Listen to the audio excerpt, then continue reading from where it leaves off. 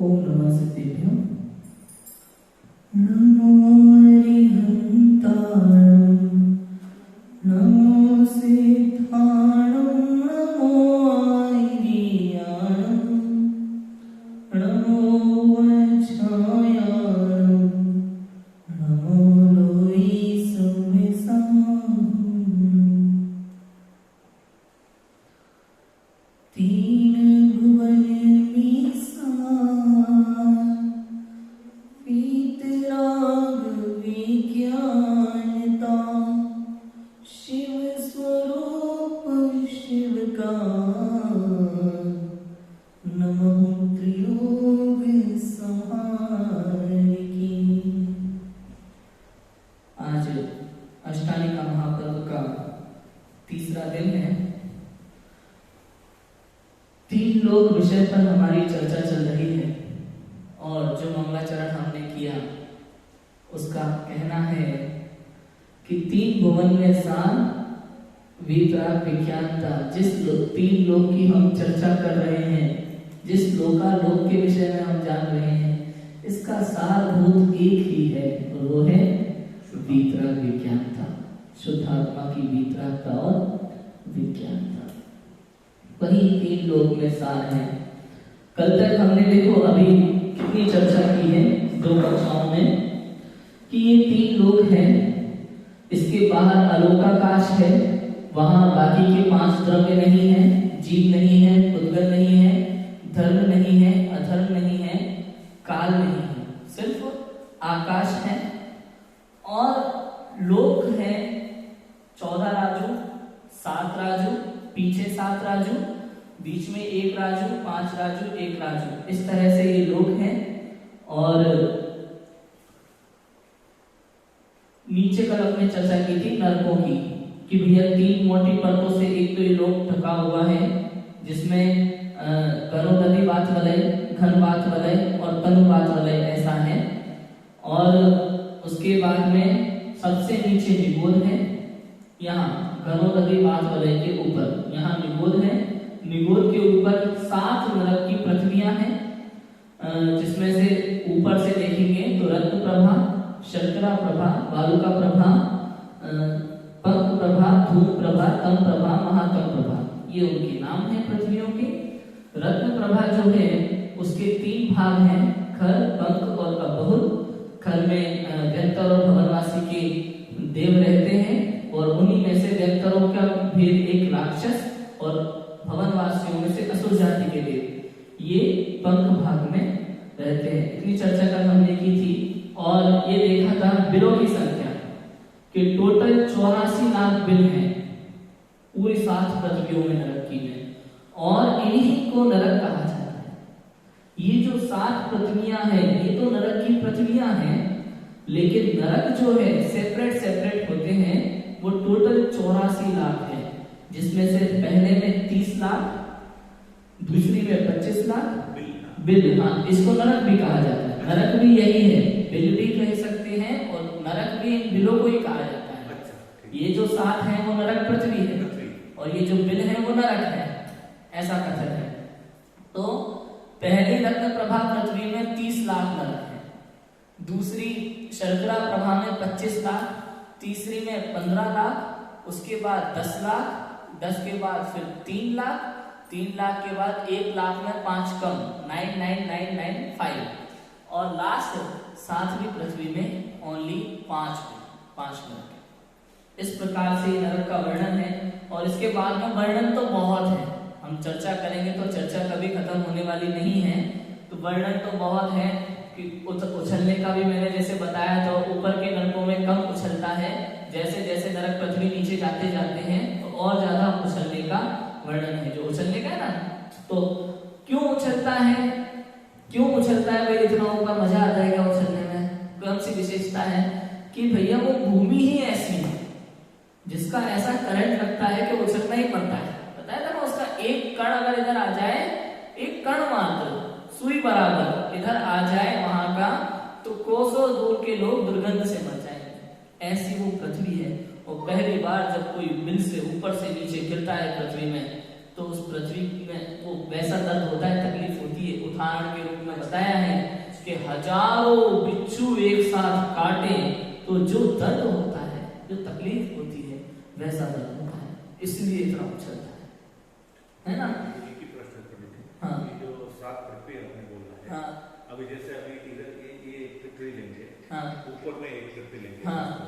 लेकिन इसमें क्या है कि हमारे को आराम से समझ में आता है कि कॉलम बना के, बीम बना के हम लोगों ने भवन बनाए। हाँ।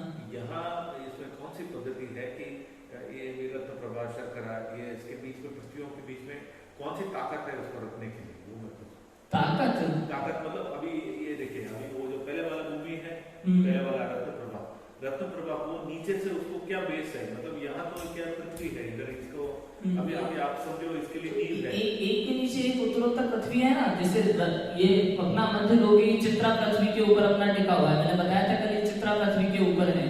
ऐसे ही एक के नीचे एक के नीचे रत्न प्रभा में ही खर भाग में ही मैंने बताया था कल कि खर भाग में ही 16,000 पृथ्वियां हैं, हर 1,000 योजन में एक पृथ्वी। फिर नीचे अब आप देखोगे तो रत्न प्रभा पृथ्वी किसके आधार से, रत्न प्रभा और शर्करा प्रभा, ये जो दो नरक की पृथ्वियां हैं, इनके बीच में भी असंख्यात योजनों का अंतर है ना। तो ऐसे पृथ्वी को आप देखोगे तो ऊपर नीचे का ऐसा भाग है, और जिस आधार से आप टिकने की बात कर रहे हो, तो जिस तरीके से बनी हुई है, तो आप देखोगे एक मंजिल से दूसरी मंजिल, दूसरी मंजिल से तीसरी मंजिल जिस तरीके से टिकी हुई होती है, वैसा ही इधर रहता है। बराबर है, समझने के लिए तो ठीक है। यहाँ तो क्या है, हमारे को सामान्य आदमी को समझने के लिए भूमि तो हम खोदते हैं, फिर नींव डालते हैं, नींव से कॉलम खड़ा करते हैं, फिर बाद में ये हो गया एक मंजिल, दूसरा मंजिल, तीसरा मंजिल, अगर 7 मंजिल का बिल्डिंग ले लीजिए तो अपने को मालूम हो गया। यहाँ फिर बाद में निगोल से ऐसा कोई फाउंडेशन नहीं है कि ऊपर तक आपको लेके जाके हर एक को ऐसा करे, तो फिर इसके बीच में उसको ताकत किधर मिलता है? मतलब एक पृथ्वी को आधार कैसे है एक पृथ्वी का, ये स्वात्माधार है। देखो ये एक तो 2 बात ध्यान रखनी पड़ेगी लोक में। एक तो ये लोक अनादि निधन है, जैसे हम लोग बिल्डिंगें बनाते हैं तो वैसा वहां बनाने वाला तो नरक में कोई है नहीं है, तो ये अनादि निधन है। ये त्रस्नानी जो हमने देखी, बिल्कुल 13 राजों की ये त्रस्नानी ऊपर तक जा रही है एकदम, तो ये त्रस्नानी के बीच में जो व्यवस्था है वो अपने आधार से आप 16 स्वर्गों में देखोगे, चलो यहाँ तो पृथ्वियां हैं इस तरह से, स्वर्गों की अभी हम चर्चा करेंगे तो वहां तो बीच में कोई आधार है ही नहीं, कोई पृथ्वी ही नहीं मिलेगी आपको। इधर सौधर्म स्वर्ग है, इधर ईशान स्वर्ग है, उसके ऊपर के स्वर्ग आप देखते जाओगे तो बीच में कोई गैप नहीं है, पृथ्वी नहीं है, कुछ नहीं है। तो इस तरह से है, हम अगर इसमें ये सोचेंगे कि कैसा होता होगा तो वो हमारे अंदाजे के भी बात है ना। कुछ आपको उल्लेख है तो? हाँ नहीं, उसका नहीं है ना, तो ऐसा है। अब बीच में सुमेरु पर्वत, मध्य लोक, जिसकी चर्चा हम कल करेंगे। आज हमें देखना है स्वर्गों के विषय, ठीक है, स्वर्गों की चर्चा करना है हमें आज। तो देखो इसमें ये 16 स्वर्ग हैं जैसे मैंने बताया था, 1 2 3 4 5 6 7 8 9 10 11 12 13 14 15 16, इस तरह से 16 स्वर्ग हैं टोटल। ये जुड़वा के रूप में है ना, जुड़वा के रूप में 16 स्वर्ग, इधर से एक इधर, दूसरा इधर, तीसरा इधर, चौथा इधर, इस तरह से 16 स्वर्ग हैं। 16 स्वर्गों के ऊपर 9 गिरे हुए इस तरह से 3 4 5 6, मतलब 16 स्वर्गों के ऊपर 9 गिरे हुए ऐसी लाइन है, ठीक है। 9 गिरे के ऊपर है 9 अनुदिश। 9 अनुदिश ऐसा है, देखो ये 9 अनुदिश है इस तरह से, ठीक है। 16 स्वर्ग जुड़े में 8 इधर 8 इधर, फिर ये 9 गिरे सीधे इस तरह से, फिर 9 अनुदिश, ठीक है। इसके बाद 5 अनुत्तर विमान। अच्छा, 9 अनुदिश एक ही लाइन में ऐसे? हाँ, 9 अनुदिश इस तरह से, देखो ये अलग है, ये 9 गिरे कैसे लाइन में, हाँ 9 अनुदिश एक ही लाइन में इस तरह से, है ना। और 5 ये अनुत्तर विमान, 5 अनुत्तर विमान ये इस तरह से, और इसके ऊपर है नहीं, सर्वार्थ सिद्धि भूल गया, इसके ऊपर है सर्वार्थ सिद्धि। सर्वार्थ सिद्धि है, और सर्वार्थ सिद्धि के ऊपर क्या है, सर्वार्थ सिद्धि के 12 योजन ऊपर एक ईशत प्रागभार नाम की पृथ्वी है, ईशत प्राकार 8वीं पृथ्वी बोलते हैं। 7 ग्रह पृथ्वियां हैं, उसके बाद इधर कोई पृथ्वी नहीं है, इधर ऐसे अपने आधार से एक के ऊपर एक ऐसा ही है। और इधर 12 योजन ऊपर है ईशत प्राकार। 5 अनुत्तर के ऊपर। हाँ, 5 अनुत्तर के ऊपर सर्वासिद्धि के ऊपर। तो सर्वासिद्धि वो स्वर्ग है। हाँ, सर्वासिद्धि स्वर्ग 33 सागर काला, जिसकी आयु उत्कृष्ट आयु 33 सागर है। तो सर्वासिद्धि के ऊपर 12 योजन ऊपर ईशत प्रागभार नाम की पृथ्वी है, जिसकी मोटाई है 8 योजन। 12 योजन ऊपर है और 8 योजन की मोटाई है। उसके ऊपर फिर सिद्धशिला है, जहां सिद्ध भगवान रहते हैं उसके ऊपर सिद्धशिला है ईशत प्रागभार नाम की भूमि पर। तो सिद्ध भगवान कहाँ रहते हैं? हाँ, सिद्धशिला में सिद्ध भगवान रहते हैं, ऐसा हमको लगता है। वैसा भी नहीं है, सिद्ध भगवान उससे भी बहुत नहीं, अपनी आत्मा में तो रहते हैं, अपनी आत्मा स्वरूप में तो रहते हैं। हाँ, सिद्ध भगवान सिद्धशिला में नहीं रहते, हमें लगता है उससे ऊपर। सिद्धशिला के ऊपर फिर क्या है? गणोदधि वात्सल्य की ये दीवार आ जाती है 20,000 योजन वाली, है ना। इसके ऊपर घनवात वलय और उसके ऊपर तनुवात वलय। तो तनुवात वलय का यहाँ एकदम यहाँ ऊपर सबसे ऊपर इधर से परमात्मा रहता है, लोग के बिल्कुल अग्रभाग में। सर एक जैसे सर होते हैं ना, हाँ, तनुवात वलय की बिल्कुल ऊंचाई पर एकदम सबके सर एकदम एक साथ बराबर, चाहे पद्मासन हो या खड्गासन हो, सब बराबर बिल्कुल सबके सर समान रहते हैं। तो ये सिद्धशिला तो ये तीनों वात्सल्य के नीचे है और वो रहते हो। हाँ, रहते हो ऊपर है, समझ में आया? ऐसा ही है। तो ईशत प्रागभार भूमि, इसके ऊपर सिद्धशिला है और सिद्धशिला से ऊंचाई पे, मतलब वो कहीं ऐसे नीचे टिके हुए कहीं नहीं है। बताना ये चाह रहे हैं कि लोक के अग्रभाग में सबसे ऊपर है। और जैसे आकाश में स्थित है ना, अपने अरिहंत परमेष्टि भी आकाश में स्थित रहते हैं, समोशरण में भी।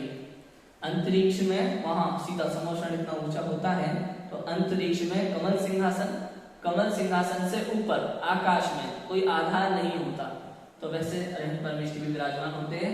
यहाँ तनुवात वलय में इधर सबसे ऊपर सिद्ध परमात्मा, सबके सिर एक साथ सब समान रहते हैं। इस तरीके से खाली रहता है। हाँ हाँ, बिल्कुल खाली क्षेत्र रहता है वो इस तरह से। तो यहाँ बाकी निगोदिया जीव भरे रहते हैं, है ना, निगोदिया जीव भरे रहते हैं, लेकिन वहाँ ऐसा नहीं। हाँ, वहाँ नहीं। सिद्धशिला तो सिद्ध परमात्मा कहाँ रहते हैं कि यहाँ रहते हैं। अगर 500 धनुष भी लेंगे आदिनाथ प्रभु का, तो तनुवात वलय से सिर्फ 500 धनुष नीचे आएंगे तो फिर उधर तक वहां तक नहीं पहुंच पाता है। क्योंकि ये है ना उसकी 20,000 योजन। अरे 20,000 ये 20,000 ये 60,000 योजन होती है ना, ये तीनों मिला करके, ठीक है। तो ऐसा है, ये तो अपना ऊपर का वर्णन हो गया कि कहाँ पर क्या है। इसके अलावा फिर आयु का क्षेत्र है, तो सौधर्म इंद्र की मतलब जो सौधर्म स्वर्ग है, सौधर्म स्वर्ग की न्यूनतम आयु 10,000 वर्ष है। ऐसे नरक में पहले नरक की न्यूनतम आयु 10,000 वर्ष है, फिर बढ़ती जाती है, नीचे आयु बढ़ती जाती है नरकों की, तो अंतिम 33 सागर है। ऐसे ही स्वर्ग में होता है। सौधर्म स्वर्ग की न्यूनतम आयु है 10,000 वर्ष और बढ़ती जाती है, तो ऊपर सर्वात सिद्धि तक 33 सागर, है ना। नरक में क्या हुआ? आयु का नरक में पहले नरक की रत्न प्रभा की आयु है न्यूनतम आयु 10,000 वर्ष, और उसके बाद बढ़ते उसमें उत्कृष्ट आयु भी है आगे सागर तक, और नीचे एक सागर है उत्कृष्ट आयु पहले नरक में। उसके बाद बढ़ते 7वें नरक तक 33 सागर है। पूरा वर्णन है आयु का, मैं याद करके नहीं आया हूँ, है ना। तो इस तरीके से वर्णन है पूरा। ये आयु का हुआ, ठीक है। अभी आप आगे ये देखोगे कि स्वर्गों के दुख कितने हैं, स्वर्गों के दुख कितने हैं। बात हमारी मेन ये है, कहाँ क्या है ये तो हम एक बार को समझ भी लेंगे, इस तरीके से हमने देखा है, समझ लिया है। लेकिन जो हमें लगता है वास्तव में कि स्वर्ग में सुख है, तो वो हमें गलत लगता है, ऐसा नहीं है। इसके विषय में मैं आपको बताता हूँ, समझते जाना है ना। देखो, आज के समय में, आज वर्तमान में आप किसी से भी पूछो, भैया स्वर्ग जाना पसंद करोगे? हाथ ऊपर। नरक जाना पसंद करोगे? तुरंत मना। हर कोई स्वर्ग जाने की इच्छा रखता है, और तो छोड़ो, हमारे घर में जो फोटो टंग जाती है एक बार, स्वर्गवासी, है ना, स्वर्ग ही जाना चाहते हैं। क्या है स्वर्ग आखिर? महादुखी जीव रहते हैं स्वर्ग में भी, महादुखी जीव। आपको पता है वहां 4 निकाय के देव होते हैं टोटल। कितने निकाय के देव होते हैं? 4 निकाय के। कौन कौन से? भवनवासी, व्यंतर, कल्पवासी, वैमानिक और ज्योतिषी। 4 प्रकार के देव होते हैं 4 निकाय के। भवनवासी व्यंतरों का तो मैंने आपको बता ही दिया कहाँ रहते हैं।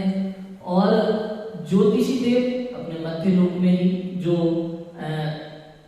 पृथ्वी से 990 योजन ऊपर पे तारे हैं, फिर 10 योजन ऊपर सूर्य है, उसके ऊपर चंद्रमा है। उसका वर्णन अपन कल करेंगे मध्य लोक का। निकाय मतलब एक तरह का प्रकार है, इसके 4 प्रकार के हैं, 4 तरह से उसको कैटेगरी बोला है ना। तो वैसा अब पहला मान लो स्वधर्म स्वर्ग है, पहला स्वर्ग स्वधर्म स्वर्ग है, तो वहां की क्या व्यवस्था होती होगी? उसमें कई जाति के देव होते हैं अलग अलग, व्यंतरों में भी, भवनवासी में भी, कल्पवासी में भी, ज्योतिषी में भी जाति होती है देवों की अलग अलग। अब स्वधर्म स्वर्ग है तो उसमें देवों की अलग अलग जातियां हैं, जिसमें हीन देव भी रहते हैं। लोकपाल है, यक्ष है, राक्षस है, किम पुरुष, महोरक, गंधर्व और किल्विशिक। किल्विशिक सबसे नीच जाति का बताया है, सबसे नीच जाति का किल्विशिक नाम का देव है। और वो बिल्कुल, उसको नगर की सीमा में प्रवेश नहीं है। ऐसा है वो, जब कोई कार्यक्रम होता है तो साफ सफाई की जब जरूरत पड़ती है वहां पे, तब उनको बुलाया जाता है, बाकी उनको नगर में अलाउ नहीं है। इतना हीन देव है। और द्वारपाल होते हैं वहां भी, पूरा मंत्रिमंडल होता है, सब तरह के देव होते हैं। आप देखो कुबेर इंद्र, कुबेर इंद्र की चर्चा चलती है ना पंचकल्याणकों में, कुबेर इंद्र होते हैं। तो अपने यहाँ कहीं इंद्रों में कुबेर सुना है आपने कभी?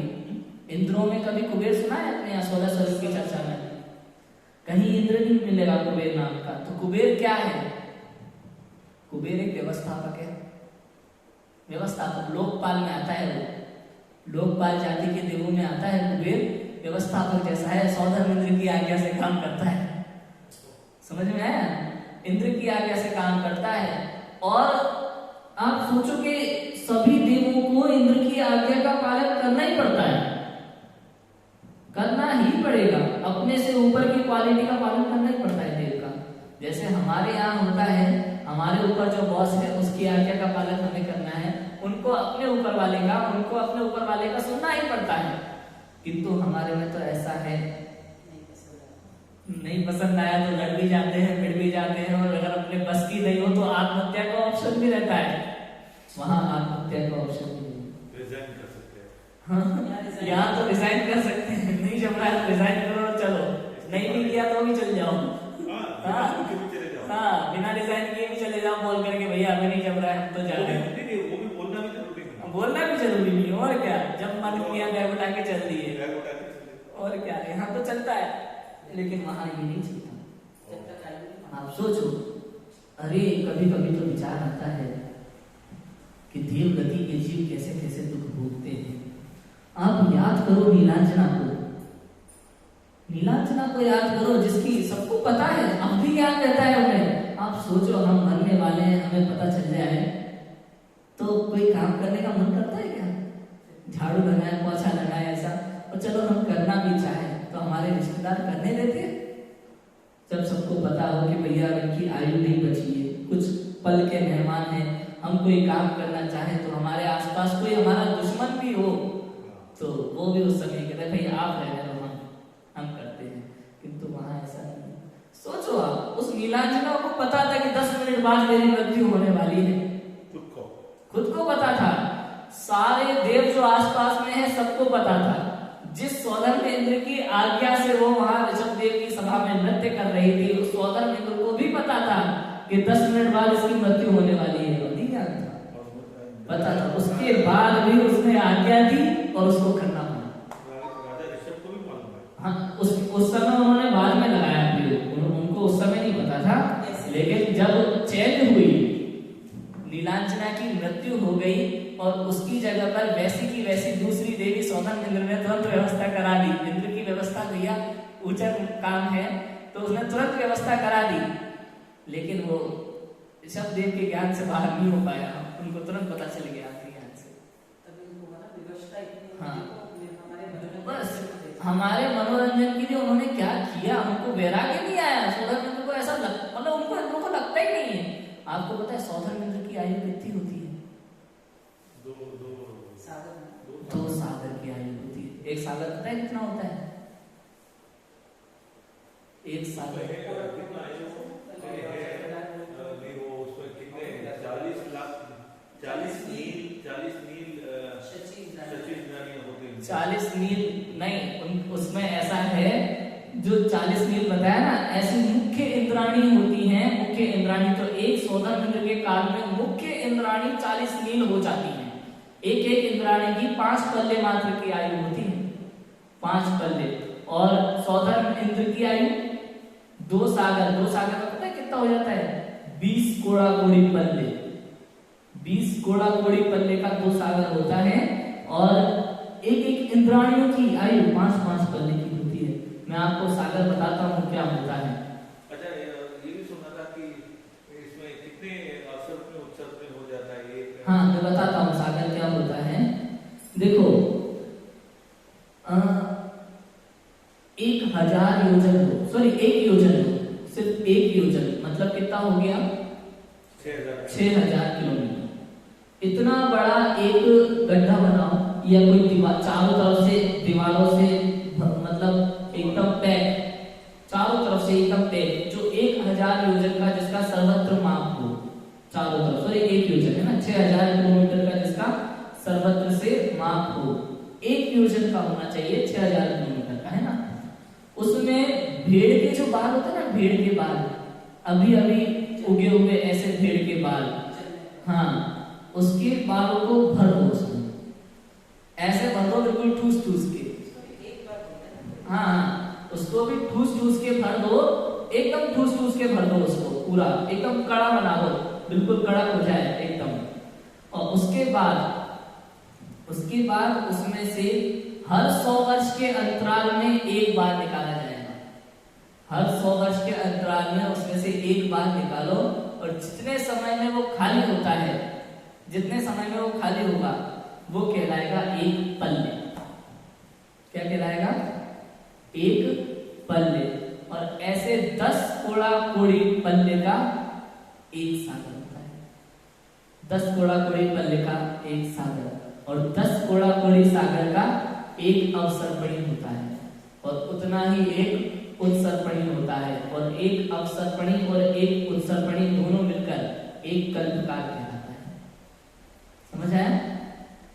20 कोड़ा कोड़ी का। हाँ, तो 10 कोड़ा कोड़ी पल्ले का 1 सागर और 20 कोड़ा कोड़ी पल्ले का 2 सागर। तो सौधर्मेंद्र की आयु 20 कोड़ा कोड़ी पल्ले कह सकते हैं, या 2 सागर भी कह सकते हैं। समझ आया? तो इतनी आयु है। अब ये सुना था, तो उसके हिसाब से आप जो बोल रहे हो उसके हिसाब से 1 अवसर्पणी और 1 उत्सर्पणी होगा। हाँ, लेकिन मैंने सुना था कि सौधर्मेंद्र की आयु में इतने सारे असंख्य कई सारे उत्सर्पणी अवसर्पणी हो जाते हैं। मतलब एक सौधर्मेंद्र कितने ही तीर्थंकरों का ये। बिल्कुल, तो सही बात है ना। तो देखो मैंने कितना कहा, 10 कोड़ा कोड़ी सागर का। सौधर्मेंद्र की आयु तो कितनी है? 2 सागर। 10 कोड़ा कोड़ी सागर का 1 अवसर्पणी होता है, और यही नियम है, ऐसा ही है। और आधार इसका हरिवंश पुराण है। हरिवंश पुराण इसका आधार है, मेरे पास उसकी कटिंग भी है, मैं आपको सेंड करूंगा, है ना। तो वैसा है। और अब देखो उसमें समझने की बात क्या है कि जैसे सौधर्मेंद्र की आयु 2 सागर है, ठीक है, तो उसकी में कितनी ही इंद्राणियां हो जाती हैं। जो 40 नील बताया ना, 40 नील, वो तो मुख्य इंद्राणियां हैं, मुख्य इंद्राणियां जो उसके जीवन काल में हुई। अब आप ये सोचो कि 5 पल्ले की 1 इंद्राणी की आयु, अभी प्रेम करने लगा ही था कि उसकी मृत्यु समीप आ जाती है। कितना दुख होता होगा, विरह का दुख। हम लोग जिससे प्रेम करते हैं उसका विरह का दुख हमसे सहन नहीं होता। आजकल तो आप 8वीं कक्षा में पढ़ने वाले बच्चे से पूछो, आप उनके व्हाट्सएप स्टेटस देखो, फेसबुक के स्टेटस देखो, तो ऐसा लगता है कि महादुखी प्राणी यही है अभी के समय में। मतलब जिस उम्र में जिस उम्र में हमें इन सब बातों का पता ही नहीं था, स्कूल में पता ही नहीं था इन सब बातों का, उस उम्र में आज के समय में ब्रेकअप हो जाते हैं। समझ में आया? तो और उसका विरह दुख देखो आप, दुख लोग नस काट लेते हैं, आत्महत्या करने पर उतारू हो जाते हैं, शराब पीने लगते हैं, नशे में डूब जाते हैं, कितना दुख मनाते हैं। आप सौधर इंद्र के बच्चे का विचार तो करो, उसकी आयु किसी भी देव की इतनी आयु नहीं होती है, सबसे अधिक आयु होती है इंद्र की, स्वर्ग के अंदर सबसे अधिक आयु। तो सौधर स्वर्ग में सबसे अधिक आयु है सौधर इंद्र की। तो उसने मतलब अपने जीवन काल में जितने देव उसके सामने हैं सबकी मृत्यु देखी, सबकी मृत्यु देखिए। अपना पर्सनल मंत्री जो होता है, पर्सनल पीए सेक्रेटरी, उसकी कितने सेक्रेटरी बदलते हैं? एक ही होता है। हाँ, उस स्वर्ग में एक ही सौदा होता है, एक स्वर्ग में एक सोधन, एक बार में। तो ऐसा होता है, बाकी एक स्वर्ग में एक सोधन, और 2.5 द्वीप में जितने तीर्थंकर होते हैं वही जाता है। उसके 2.5 द्वीप में जितने भी तीर्थंकर होते हैं, कहीं भी तीर्थंकर हो वहीं जाता है। और फिर मैं बताऊंगा मध्य लोक में कि जहां जहां तीर्थंकर होते हैं तो उनके पास वाला नियरेस्ट जो सुमेरु पर्वत होता है उसी के ऊपर उनका बाल तीर्थंकर का अभिषेक होता है। तो 5 सुमेरु हैं, 5 सुमेरु को अवसर मिलता है, इसके बारे में बताऊंगा, है ना। तो इस तरीके से देवगति के जीव होते हैं, महादुखी होते हैं, एक देव दूसरे देव से जलता है, ईर्ष्या होती है। कुछ देव ऐसे होते हैं जिनको वाहन के रूप में उपयोग किया जाता है। जब भी किसी को जाना हो, उनको जाना हो, कहीं जाना हो तो तुरंत आ गया, चल भाई घोड़ा बन जा फटाफट से, बैठ के जाना है। आप सोचो, विचार करो, हम लोग अगर टीवी देख रहे होते ना घर पे और मम्मा कह रहे हैं बेटा जरा बाजार से सब्जी लिया, मार्केट से दूध लिया, नहीं मम्मा मैं टीवी देख रहा हूँ, मेरा बहुत फेवरेट सीरियल आ रहा है, डोरेमोन देख रहा हूँ, मैं नहीं जाऊंगा। तो ऐसा होता है, जब हम छोटे थे डोरेमोन कार्टून वगैरह देखते थे, मम्मी ने थोड़ा सा काम बोला और हम नहीं जाते थे छोड़ करके। तो ऐसा होता है, अब वहां जाना पड़ता है, लेकिन कितना ही आवश्यक कार्य क्यों ना हो आपका, आप कितने ही मग्न क्यों ना हो, जाना पड़ता है। उत्तरोत्तर आयु बढ़ती जाती है देवों की। इसके अलावा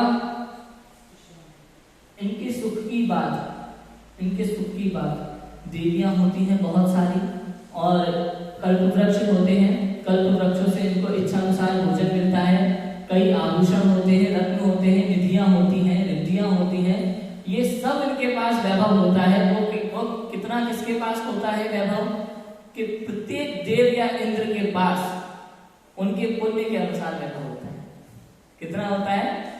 उनके पुण्य के अनुसार, जितना पुण्य होता है उतना ही उनका वैभव उनको मिलता है, ऐसा होता है। और सुख की कल्पना की व्यंतरों में, भवनवासियों में, व्यंतरों में तो है ना, भवनवासियों में कि मनुष्य जैसा ही स्त्री सुख होता है, से मनुष्यों की तरह। और फिर ऊपर स्वर्गों में जाते हैं तो कुछ सौदा में शान से कुछ स्वर्गों तक ऐसा होता है कि स्त्री के स्पर्श मात्र से वो संतुष्ट हो जाते हैं। उसके ऊपर जाते हैं कुछ स्वर्ग में तो स्त्री की गाने की आवाज, संगीत, स्वर या उनके आभूषणों की आवाज मात्र से वो संतुष्ट हो जाते हैं। और ऊपर जाते हैं स्वर्ग तक, वहां तो वो सिर्फ अपनी देवी इंद्राणियों के, देवियों के स्मरण मात्र से संतुष्ट हो जाते हैं। इस तरह से अलग अलग स्वर्गों में ऊपर अलग अलग स्त्री सुख की व्याख्या है। फिर इसके ऊपर 9 ग्रेवियर, 9 अनुदेश, इनमें उस तरह की स्त्री सुख की व्याख्या नहीं है। इस तरह से इसमें स्वर्ग का वर्णन है। सर्वार्थ सिद्धि। अब एक खास बात ये भी है इसमें याद रखने के लिए, बहुत स्पीड में मैं बोलता जा रहा हूँ लेकिन शायद समझ में आ रहा होगा, कोई भी ऐसी बात नहीं है जो समझ में नहीं आ रही होगी, है ना। सर्वार्थ सिद्धि तक है देव। तो अब इन देवों की एक खास बात क्या है कि एक बार जो ये बात बोल देते हैं उसको दोहराते नहीं। समझ में आया? अपने जीवन काल में कोई भी देव जो बात एक बार बोल देता है उसको दोहराता नहीं। तो 33 सागर तक सर्वार्थ सिद्धि के देव सिर्फ और सिर्फ धर्म चर्चा करते हैं, दूसरा कोई कार्य नहीं करते। 33 सागर तक सर्वार्थ सिद्धि के देव धर्म चर्चा ही करते हैं, और आगम इतना अगाध है कि उन 33 सागर में एक बात दोबारा नहीं आती। जो बात हो चुकी है वो बात 33 सागर में दोबारा आने वाली नहीं। नीचे देवों को भी वही लागू। हाँ, वही सारे देव, कोई भी देव है, कोई भी देव अगर है, एक बार जो बोल दिया वो दोबारा नहीं दोहरा सकते। अपने प्रथमा योग में एक कथा भी है इससे संबंधित। रमेश तुम आ जाओ करके बोले बस एक ही बार। हाँ, बस एक बार दोबारा इस बात इन शब्दों को प्रयोग नहीं करेंगे वो, है ना। किसी और के साथ भी। हाँ, वो होगा तो अच्छा, एक मूवी है ना, दूसरा स्वर जो ईशान है। हाँ, जो हमने जब पढ़ाई करते हैं तब उसमें बताया ना, तीर्थंकर के खिलौने, भोजन, वस्त्र आदि। हाँ, वो ऐसा स्वर्ग में ऐसा स्वर्ग से आते हैं, तो उसका बच्चे खेलते हैं, बालक खेलते हैं, वो वहीं के देव जाते हैं। हाँ वहीं के देव जाते हैं। बहुत से ऐसे हैं, हाँ बहुत से ऐसे हैं। आप भगवान महावीर की कथा में देखोगे तो उसमें ऐसा लिखा है कि बहुत सभी देव जन्म कल्याण मनाने के लिए आते हैं, तो कुछ देव देवियां तो वापस लौट जाते हैं, लेकिन कुछ देव का मन नहीं करता, तो वो अपना बालक जैसा ही रूप बनाकर उनके साथ ही रुक जाते हैं, वहीं सेवा भी करते हैं, उनके साथ खेलते कूदते भी हैं। तो हाँ, भोजन, वस्त्र, सब कुछ। शुरू में तो सौदागर मित्र जो है उनके अंगूठे में अमृत छोड़ देता है। मुनि दीक्षा के पहले तक तीर्थंकर मनुष्य लोग का भोग नहीं करते, तो स्वर्ग से ही हर सामग्री आती है, चाहे भोजन सामग्री हो या कपड़े पहनने के कारण हो या बाकी आभूषण हो, कुछ भी, वो यहाँ मनुष्य लोग का कुछ नहीं है, स्वर्ग से आती है हर चीज। ये उनका पुण्य का उदय का चमत्कार है। हाँ, लेकिन हाँ, मुनि दीक्षा के बाद फिर स्वर्ग का काम खत्म हो जाता है ना, फिर तो वो यहीं का ही आहार लेते हैं। हाँ, हस्तिनापुर में लिया, अग्नि चंदनवाला के यहाँ हुआ, मुनि महावीर का सबसे पहले तो इक्षुरस राजा श्रेयांस के यहाँ। वो भी पता है आपको उसकी कहानी में? राजा श्रेयांस कौन थे? पूर्व पत्नी थे उन्हीं की, हाँ, वज्रजंग वाले भाव में, है ना। तो वो है उसकी कथा। तो एक कथा अपने यहाँ आती है, आपने पढ़ी या सुनी होगी, अकलंक देव से संबंधित, आचार्य अकलंक देव से संबंधित। अकलंक निकलंक की गाथा आपने कभी पढ़ी सुनी हो तो? बौद्ध धर्म में गए थे, है ना, बौद्ध धर्म में गए थे, बाद में निकलंक जैन धर्म की प्रभावना के लिए उन्होंने अपना बलिदान दिया, और बाद में अकलंक मुनि हो गए थे। और उधर बौद्ध धर्म का बड़ा प्रचलन चल रहा था, बहुत प्रचलन चल रहा था। तो एक राजा थे, उनकी 2 पत्नियां थी, एक तो जिनमती थी जो जैन धर्म को पालती थी, और दूसरी वाली बौद्ध धर्म को पालती थी। अब एक ही दिन दोनों को रथ निकालना था, तो जिन प्रतिमा का जैन धर्म का रथ पहले निकले या बौद्ध का पहले निकले, इस बात का झगड़ा था। तो ये हुआ कि वाद विवाद हो जाए। वो बौद्ध वाली जो रानी थी वो बौद्ध गुरु को बुलाएगी सबसे श्रेष्ठ को, और जिनमती जैन गुरु को बुलाएगी सबसे श्रेष्ठ। मुझे राजा का अभी नाम याद है ही नहीं, क्योंकि ये कथा है ना बहुत ही पहले पढ़ी थी, बहुत पहले, बस मुझे याद है कथा, वो इसी कारण से याद है। और भी 2-3 कारण हैं इस कथा को याद रखने के, तो मुझे याद है। प्रथमा योग की मैंने बहुत सारी कथाएं पढ़ी हैं, और सारी कथाओं का वर्णन भी याद है, लेकिन बस नाम याद नहीं है।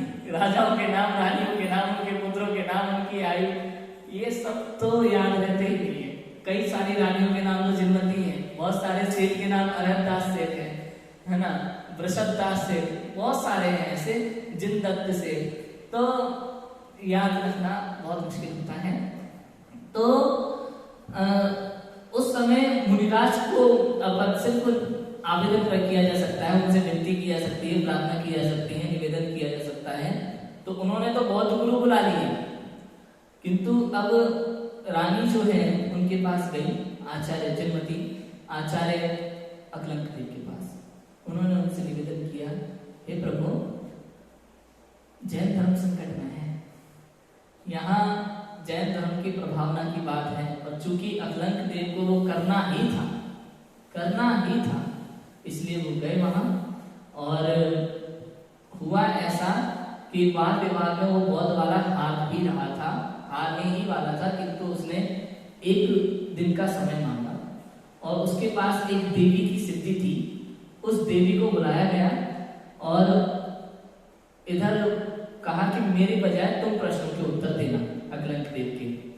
तो इधर सभा में शर्त रख दी बौद्ध गुरु ने कि मैं इनको देख के जो है ना डर जाता हूँ, घबरा जाता हूँ, मैं इनके सामने बात नहीं करूंगा, हम जो है पर्दे के पीछे से आज जवाब देंगे। तो पर्दे के पीछे बैठ गया, वो मटके में देवी थी और मटके में से देवी उत्तर दे रही थी और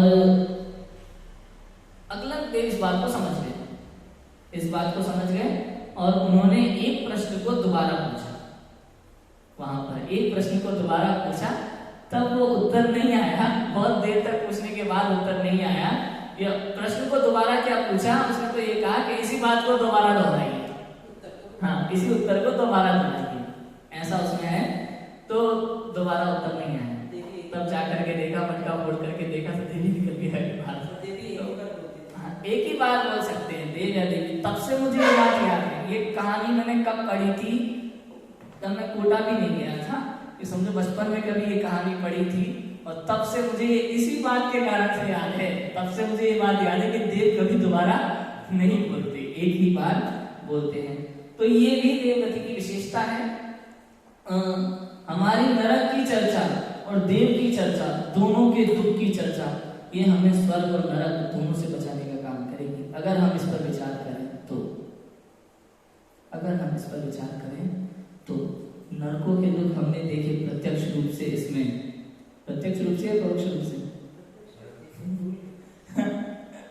अच्छा कितनी बार हम नरक और स्वर्ग हो आए होंगे बताओ। कभी कभी मुझे विचार आता है, हमारे यहाँ जब कोई मर जाता है तो उसे स्वर्गवासी लिखते हैं, स्वर्गों में क्या लिखते होंगे कभी सोचा? वहां मतलब स्वर्गवासी लिखने की व्यवस्था तो नहीं होगी, हाँ क्या लिखते होंगे? मनुष्यवासी नहीं, नियम नहीं है ऐसा, हाँ लेकिन फिर भी अधिकतर ऐसा होता है। और कमाल की बात आप ये देखो, स्वर्गों के दुखों में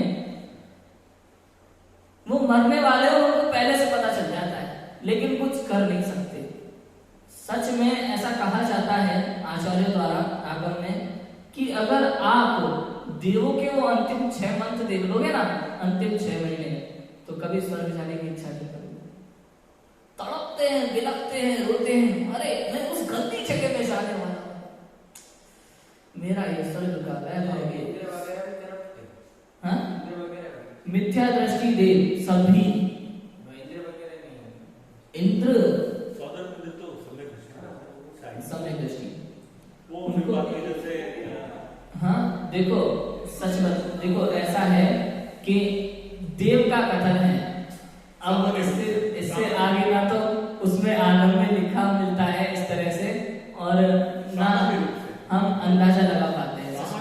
सामान्य रूप से ये स्वरूप है और इसका वर्णन अगर देखा जाए 3 लोग का इतना विशेष तो एक एक चीज का, वो तो फिर तो लोग 60-70 साल के इतने मोटे मोटे ग्रंथ उनको पढ़ना पड़ेगा बहुत बारीकी से और उतनी क्षमता भी चाहिए बुद्धि की हमारी, तो वो चाहिए।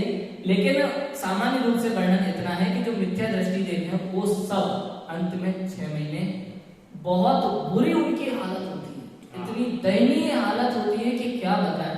अब ये सोचो ना, कहीं गंदी जगह पर अपन को जाना पड़े तो अपन थोड़ी देर के लिए भी नहीं जा सकते। यहाँ तक कि जो बच्चे खेलते हैं उनकी बात तो छोड़ो, गलियों में नाली में बॉल चल जाए, गली में चल जाए, वो उठा लाते हैं, धो लेते हैं जो खेलने वाले बच्चे डेली के। लेकिन हम जैसे लड़कों से अगर कोई ऐसा कहे कि भाई नाली में हाथ डाल के बॉल उठा लो, तो हमारे बस की तो बात नहीं है, तो हम नहीं ला पाते, बहुत गंदा लगता है उस जगह। लेकिन अगर कोई देव ये सोचे मुझे उस नाली में कीड़ा बनना है, तो उसकी क्या दशा होती है। और मनुष्य में भी चाहे ना, मनुष्य में भी कोई देव, उसकी भी यही दुख होता है, यही दशा होती है। क्यों? मनुष्य में डायरेक्ट जन्म थोड़ी लेता है देव जैसा कि शैया तो उत्पन्न हो गया। शैया होती है देवों में सुंदर सुंदर, वहां युगल रूप में उत्पन्न होते हैं, हाँ उपाश्रय। लेकिन यहाँ उनको गर्भाशय के दुख 9 महीने के हमें पता नहीं है अभी, 9 महीने गर्भाशय में जीव को कितने दुख होते हैं। सिकुड़ने का, वो बिल्कुल पेट में इतनी सी जगह में रहता है, धीरे धीरे वहां बड़ा होता है। क्या खाता पीता है? मल मूत्र उनसे फलता है वो बच्चा 9 महीने। अब सोचो वो देव जब सोचता होगा कि मुझे कहाँ रहना है, अवधि यहाँ से सब पता चल जाता है। और उस समय क्या हालत होती होगी, मालाएं मुरझाने लगती है, आंखों की दृष्टि कम हो जाती है, सब कुछ फीका फीका दिखने लगता है। तो उनकी वो जो दशा होती है ना, उसका हम विचार नहीं कर सकते। आज वर्तमान में हम देखो, अगर सामने कोई गन रख दे तो मौत को सामने देख करके व्यक्ति घबरा जाता है। समझ में आया?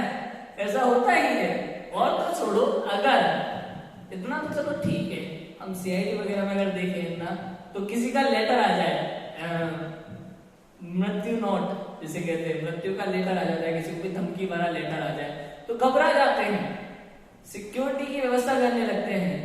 जब किसी को धमकी मिलने लगती है ना, फोन पर धमकी आ रही है, लेटर आ रहे हैं धमकी भरे, तो सिक्योरिटी की मांग करने लगते हैं। पुलिस को फोन करना, सीआईडी को फोन करना, सीबीआई को फोन करना। उसके बाद में अगर कोई पैसे वाला व्यक्ति है अच्छा खासा, तो उसके घर के बंगले के चारों तरफ गनमैन दिखाई देंगे। वर्तमान में भी देखो। इसमें देवों की संख्या भी है कि पहले स्वर्ग में कितने देव हैं? असंख्यात देव हैं, असंख्यात देव हैं। तो ये सब आप बताएं ना कि कोई सब उनका मंत्रिमंडल जैसे रहता है। हाँ। अब जैसे किसी की डेथ हो जाए तो उसकी दूसरा अपॉइंटमेंट तुरंत दूसरा अपॉइंटमेंट। कोई एक जगह से जगह खाली होती है, उस जगह पे दूसरा देव वहां पे ऊपर जाने वाला कि वहीं पर कोई मंडल? अरे नहीं, ऐसा वहां प्रमोशन वाली व्यवस्था नहीं है। प्रमोशन की व्यवस्था नहीं है वहां पे कि भैया जो है महामंत्री की जगह खाली हुई है, मंत्री को महामंत्री बनाया जाएगा और उससे नीचे वाले को मंत्री बनाया जाएगा। नहीं, महामंत्री के पद पे ही नया जीव उत्पन्न होगा। हाँ, इधर से मरेगा उधर पहुंच जाएगा। वहां ऐसा नहीं होता है कि भैया नीचे वाले का प्रमोशन हो जाए और वो महामंत्री बनेगा मंत्री की जगह पे, तो ऐसा नहीं है। वहां तो एक देव का मरण होता है, उस जगह पे दूसरा देव आता है। प्रमोशन का कोई काम नहीं है। जिस देव को जितना मिला है उसको पूरे जीवन उतना ही होगा। तो एक कंफर्म उनकी सीट खाली होगी तो नीचे से 100% ऊपर जाएगा। हाँ, 100%। और तो छोड़ो, सिर्फ देवगति की नहीं, 3 लोग की ऐसी व्यवस्था है, पूरी 3 लोग की ऐसी व्यवस्था है। एक जीव का मरण होता है तो उसी जगह पे दूसरे जीव कोई ना कोई आना ही है।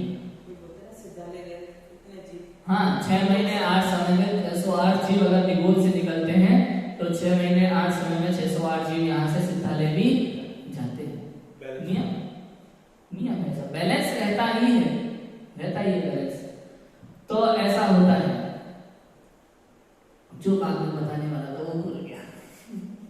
एक बहुत कमाल की बात मेरे दिमाग में आई थी बताने के लिए, वो मैं भूल गया अभी कौन सी बात थी। लेकिन अभी स्वर्ग के और नरक के दुख हमें बहुत समझ में आ गए हैं। समझ में आया? तो इतनी यहाँ ये व्यवस्था है। अभी हमारा समय भी हो रहा है। अब हमें मध्य लोक की चर्चा करनी है, जो हमारे लिए बहुत आवश्यक है, मैन है और समझना है, इम्पोर्टेंट है। मध्य लोक की चर्चा हमें करनी है। उससे पहले मैं आपको जिन मंदिर की संख्या और बता देता हूँ स्वर्गों के, है ना, जो शांति विधान में लिखे हुए हैं, लघु शांति विधान में, मैं उसमें से आपको देख के बताता हूँ कौन से देवों में स्वर्गों में कितने मंदिर होते हैं। तो ऊर्ध्व लोक में 16 स्वर्गों के 84,96,700 जिनालय हैं। 84,96,700 जिनालय कहाँ तक कि इन 16 स्वर्गों के, इन 16 स्वर्गों में है। फिर इसके ऊपर जो 9 ग्रहदेव हैं वहां 309 जिनालय हैं। 9 ग्रहदेव में 309 है। उसके बाद जो 9 ग्रहदेव के ऊपर 9 अनुदिश हैं वहां 9 जिनालय हैं। 5 अनुत्तर हैं वहां 5 जिनालय हैं। तो इस प्रकार ऊर्ध्व लोक के टोटल मिला के 84,97,023 जिनालय हैं। नहीं, 84,97,023 जिनालय टोटल, सारे स्वर्गों में ऊपर टोटल मिला करके।